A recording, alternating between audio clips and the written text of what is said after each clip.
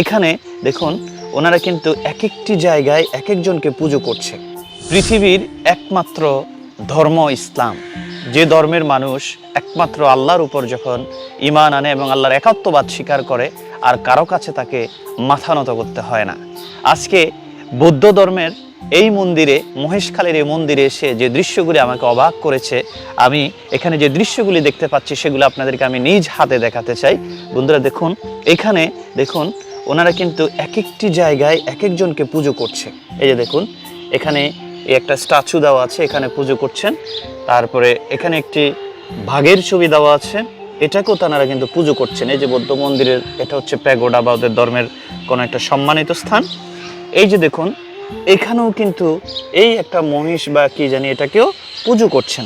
এভাবে যদি আমি পুরোটা জায়গায় দেখি, এবং এখানে মোম দেওয়া আছে, হাতিকে ওনারা পুজো করছেন, মানে হাতি থেকে ওনারা কোনো কিছু সফলতা আশা করছেন।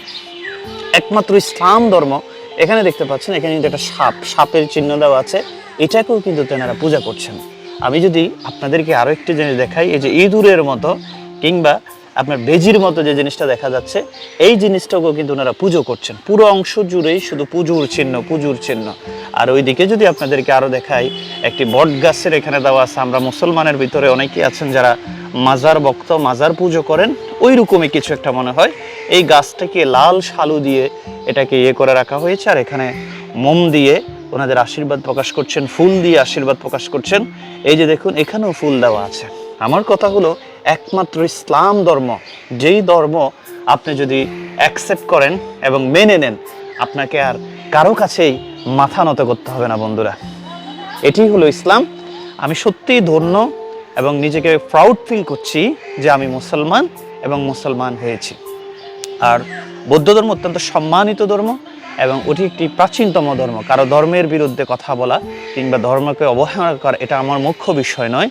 আমি শুধু এটাই বোঝাতে চাচ্ছি, একমাত্র ইসলাম ধর্ম, যেটি আল্লাহর কাছে আল্লাহর একাত্মবাদ স্বীকার করলে আপনাকে আর কোথাও মাথা নত করতে হবে না, কারো পুজো করতে হবে না।